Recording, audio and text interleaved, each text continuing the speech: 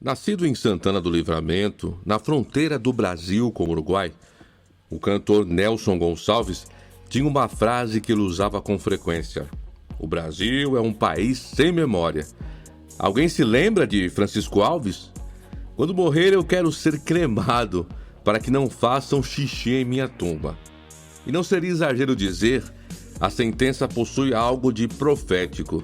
No ano em que se recordam 2 décadas da sua morte, 18 de abril de 1998, e perto das comemorações do centenário de seu nascimento, 21 de junho de 1919, Nelson Gonçalves, apesar de ainda habitar no imaginário efetivo de milhares de fãs, especialmente os das velhas gerações, é, para os mais jovens, praticamente um desconhecido. O fato é que do destemido cantor pouco ou nada ouviram falar.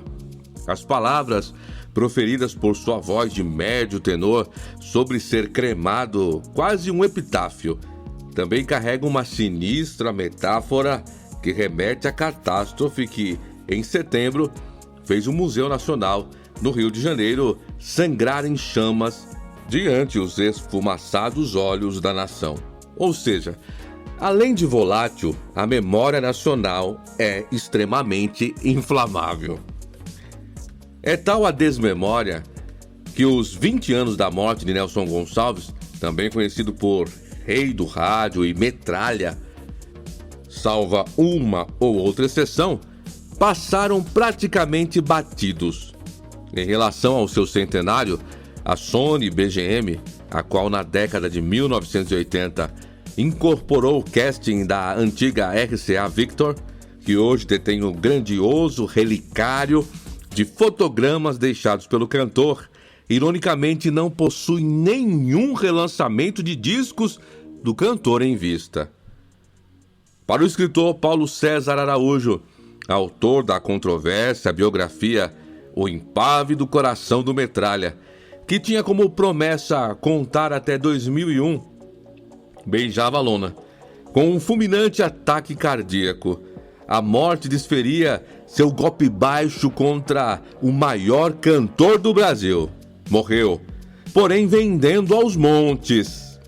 Disco de ouro, Ainda é Cedo, seu derradeiro álbum, uma compilação de canções pop brasileiras, lançado em 1997, vendera 150 mil cópias em apenas 3 meses. Foi o último, porém, de uma odisseica carreira de sucessos. Cantando para 6 gerações, Nelson Gonçalves entrou, saiu e voltou à moda. Na vida, os ambivalentes arquetipos de decaído e campeão servem-lhe como uma luva de boxe. Gozou sucessos, amargou ruínas e se redimiu na sarjeta. A morte de Nelson desfez o quinteto dos artistas masculinos da era do rádio. Soberania que tinha ao lado de Orlando Silva, Francisco Alves, Carlos Galhardo e Silvio Caldas. E encerrou a fase mais mítica da música brasileira, estima o pesquisador Jairo Severiano, autor de importantes livros como Uma História da Música Popular Brasileira, das origens à modernidade. Nelson possuía um timbre único e uma extensão de voz extraordinária. Foi a mais bela voz masculina brasileira, qualifica Severiano. A estatura da obra de Nelson assombra. Nos cálculos do próprio cantor, da gravação de estreia, A Valsa Se Eu Pudesse Um Dia, outubro de 1941, ao disco Ainda é Cedo, são mais de 2.000 registros fonográficos sucados em 183 discos de 78 rotações, 100 compactos, 200 fitas cassetes e 127 LPs. Só o compacto de A Volta do Boêmio faturou 2 milhões de exemplares. Gravou de tudo: sambas, canções, marchinhas de carnaval, foxes, tangos, boleros, valsas, serestas, jazz, bossa nova e interpretou Wilson Batista, Erivelto Martins, Noel Rosa, Silvio Caldas, Ataúfo Alves, Lupicínio Rodrigues, Tom Jobim e, na maturidade, engatou fugaz romance com o pop. Teve discos lançados na Itália, Inglaterra, Estados Unidos, Portugal, Alemanha e China. Os pais de Nelson, imigrantes portugueses de Viseu, na bagagem traziam a tradição dos cantores ambulantes. Em Santana do Livramento, nasceu Antônio Gonçalves Sobral. Quando a criança completou 2 anos, a família seguiu para São Paulo e instalou-se no bairro do Brás. O pai, seu Manuel, tirava o guri da cama cedo para cantar em feiras livres e praças da metrópole. O menino se apresentava do alto de um caixote de bacalhau, seu primeiro palco, acompanhado ao violão por um cego. Antes da consagração foi de tudo: jornaleiro, mecânico, engraxate, garçom, polidor, tamanqueiro, gigolô e boxer. Surfando nas ondas radiofônicas, Nelson iniciou uma gloriosa escalada de fama. Em 1943, ele virou croner do cassino do Hotel Copacabana Palace, mas, levado por Carlos Galhardo, logo assinou com a rádio Mairinque Veiga. Os sucessos Abrolham, Normalista, Dolores Sierra, Espanhola, Maria Bethânia e o Fox Canção Renúncia, da Mairinque para o lendário Cassino da Orca, foi um pulo. Nelson Gonçalves também é um campeão absoluto de vendagens. Em 60 anos de carreira, vendeu mais de 80 milhões de discos. Média espetacular de mais de 1 milhão por ano. E, curiosamente, é dos raros artistas que, apesar da bancarrota da indústria fonográfica e a despeito de não mais estar em evidência, continua vendendo. Sobre sua popularidade ainda em vida, ele afirmou: "O brasileiro acostumou-se a comprar os meus discos. Eu sou uma espécie de secos e molhados." Nos anos 1930, em começo de carreira, o principiante Nelson Gonçalves foi ao Rio participar do programa A Hora do Gongo, transmitido pela Rádio Tupi e apresentado pelo exigente Ari Barroso. Notório compositor do samba Exaltação Aquarela do Brasil, ao ouvir Nelson soltar seu antissonante Ré gravíssimo, Ari não titubeou e, na mesma hora, fez soar o gongo. Nelson depois relembraria: "O Ari chegou a mim e perguntou: 'Ô rapaz, o que tu faz em São Paulo?' Eu: 'Olha, eu luto boxe.' Ele não deixou por menos: 'Então volta para São Paulo que tu não canta nada.'" Reza que, anos depois, quando Nelson então vivia o auge de sua fama, Barroso teria se retratado como um cantor pelo equívoco.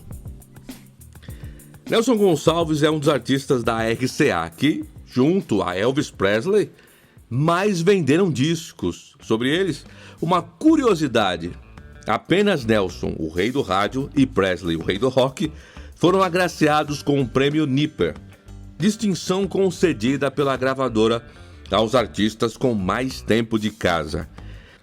Nesse sentido, o brasileiro Nelson deixou o astro de Memphis, que teve pouco mais de 20 anos de casa discográfica, contra os imbatíveis 60 de Nelson na Victor, como ele dizia, onde gravou a vida toda a ver navios. Último produtor a trabalhar com Nelson em Ainda é Cedo, Robertinho de Recife, diz que nunca esquecerá a frase que um dia ouviu de Nelson: "Cara, você vai ser meu produtor pra sempre."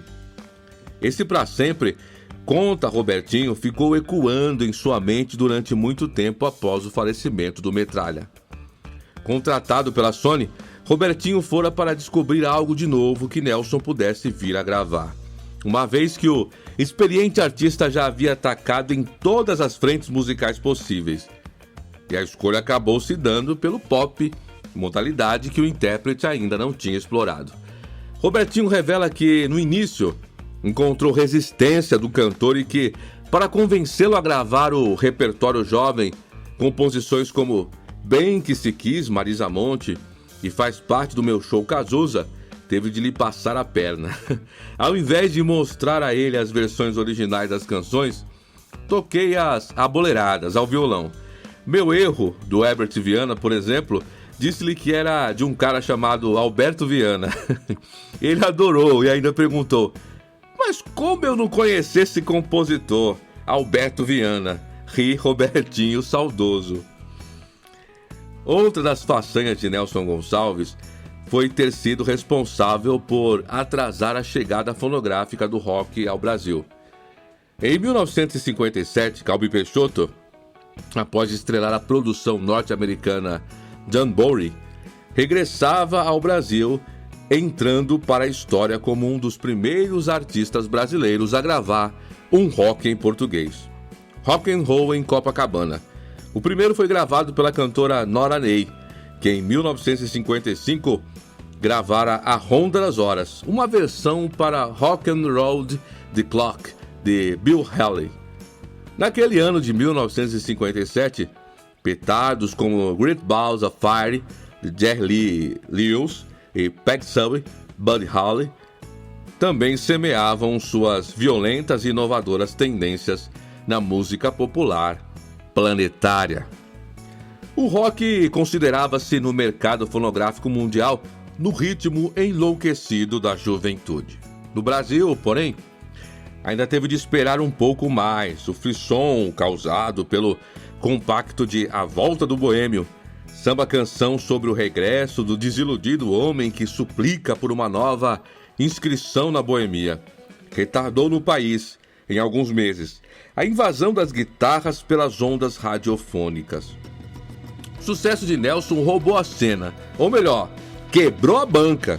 Como resultado, a RCA, que, a exemplo das outras gravadoras, havia se paramentado para investir no rock, a coqueluche do momento, precisou mandar parar as prensas a fim de poder atender pedido de lojistas do Brasil inteiro.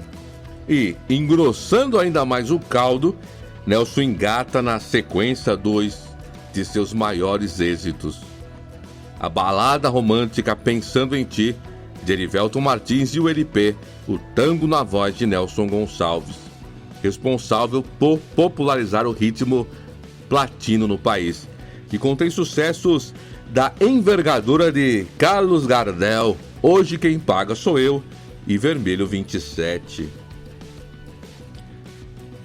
Nos idos de 1950, o furor uterino era a latente bomba relógio prestes a detonar na sociedade. De norte a sul, milhares de lares e vestidos adentro, a extensão máscula do timbre vocálico de Nelson Gonçalves penetrava na reprimida libido das brasileiras. Em 1953, qual não foi o efeito surtido pelos versos sensualmente licenciosos de A Camisola do Dia? A camisola do dia, tão transparente e macia, que eu dei de presente a ti, tinha rendas da Sevilha, a pequena maravilha, que o teu corpinho abrigava. E eu era o dono de tudo, do divino conteúdo que a camisola ocultava. Se a obra artística do Metralha foi cingida pelo erotismo, as tragédias e a dor de cotovelo, sua vida amorosa, explosivo capítulo à parte nessa história, foi extremamente marcada pelos relacionamentos passionais. Na música, mesmo em fim de carreira, arrebatou o coração de artistas mais jovens. Em Ainda é Cedo, interpretou Nada por Mim, parceria de Paula Toller com Herbert Viana, que se tornou o grande hit daquele disco. A crítica, porém, torceu o nariz. Mais de 20 anos depois, Paula saiu em defesa do cantor. Pura implicância da crítica. Porém, Nelson não se curvou a modismo algum. Cantou todas as músicas com a dicção à moda antiga, trazendo-as para sua praia. Observa a cantora Ângela Rorô, que regravou o bolero Fica Comigo Esta Noite, com grande sucesso. É outra fã de carteirinha. Tivemos a mesma relação intensa com as mulheres, diverte-se a cantora. De todos os enredos já fantasiados sobre o pesado vício em cocaína de Nelson Gonçalves, que ganhou todas as manchetes na época, a mais definitiva versão sobre a ruína atravessada pelo cantor nos anos em que ficou na roda do pó, entre 1958 e 1966, foi dada por ele mesmo. O depoimento encontra-se no DVD Eternamente Nelson. É mais fácil sustentar 10 crianças a um vício, comparou. Cheirei mais de 50 quilos. O eclipse total teve início em 5 de maio de 1966, quando ele foi preso, sob a acusação de tráfico. Na hora, não houve ajuda do meio musical. Os maiores solidários foram os 3.000 presos da Casa de Detenção de São Paulo, que ofereceram um dia a mais em suas penas para que o cantor Nelson Gonçalves fosse libertado. Na primeira noite de cárcere, o famoso preso escutou milhares de vozes que, emocionadas, ressoavam à volta do boêmio pelos corredores. Nelson comprou seu bilhete para o inferno no mictório do restaurante El Greco, em Copacabana. Literalmente, o dinheiro foi aspirado para as narinas. Acabaram-se os apartamentos e os carrões. Show eu não fazia. Disco não queria gravar, só pensava no tóxico. Minha amizade era apenas com traficantes ou da patota que cheirava, narrou. No auge do vício, consumia pelo menos 10 gramas de cocaína por dia. Muitas vezes, cantei em troca de pó, na casa de um malandro qualquer do subúrbio, confessou. Em casa, ele guardava quase 1 quilo. Farto daquela vida, um dia anunciou a Maria Luísa Ramos, a terceira esposa, sua decisão de parar de estalo. Ordenou que ela despejasse o pó no vaso sanitário. Depois, ela o trancafiou no célebre quartíbulo, onde ficou por 4 meses sem ver a luz solar, por onde recebia comida por debaixo da porta. Certa manhã, Nelson viu a prosaica cena que simbolizou sua liberdade: o padeiro entregando pão, o leiteiro deixando leite e uma mulher varrendo a rua. Aí está a vida de verdade, sob as lágrimas. Havia se restaurado. Sou o cantor que veio do inferno, asseverou a si mesmo. Debilitado, com vigor físico, Nelson Gonçalves recobrou com sua tenacidade de ex-pugilista. O boxeador Éder Joffre, campeão mundial dos pesos médios em 1961, o Galinho de Ouro, que recentemente ganhou a premiada cinebiografia 10 Segundos para Vencer, relembra que o amigo, ainda em reabilitação, matriculou-se em sua academia, aqui de Joffre. O Nelson lutava para fortalecer o corpo. Era um pugilista disciplinado. Tinha o braço direito pesado e batia forte. Até parece que o vejo agora, todo metido, brincando de luta e se esquivando das minhas investidas, descreve Joffre quase num déjà vu. Com o apoio do campeão mundial, para ratificar ao público que estava 100% recuperado, o cantor organizou uma luta-exibição no ginásio do Ibirapuera. Nelson Gonçalves versus Éder Joffre. Lotação máxima para ver a luta do século no Brasil. Teimoso brigador, o Metralha leva o certame meramente promocional a sério. Após bater insistentemente em Joffre, no 7º round, o lutador desfecha uma investida que faz o adversário tombar desfigurado no ringue. Catarse, cambaleante, Nelson se ergue heroicamente e, em êxtase, canta Castigo de Lopicínio Rodrigues, da letra: homem que é homem, faz qual o cedro que perfuma o machado que o derrubou. Um dos mais conceituados intérpretes da música regional gaúcha, o cantor e compositor João de Almeida, neto em 2018 lançou o disco Boêmios. Canta Nelson Gonçalves, no qual, com seu timbre semelhante grave, interpreta clássicos do repertório gonçalviano como Normalista, Carlos Gardel e Nem as Paredes Confesso. Acompanhado de um regional de choro, Neto também apresentou o espetáculo de mesmo nome que, seguramente, é das poucas isoladas homenagens ao rei do rádio realizadas durante esta efeméride de 20 anos de sua morte. Um dos momentos mais marcantes de sua carreira, conta ele, foi quando, convidado pelo próprio cantor, dividiu o microfone com Nelson na Casa Noturna Le Club, nos anos de 1980. Também famosa na límpida voz de Orlando Silva. Sertaneja se eu pudesse, se papai do céu me desse o espaço para voar. Foi inesquecível, relembra Neto que, ainda em começo de carreira, era o tempo todo chamado por Nelson de menino.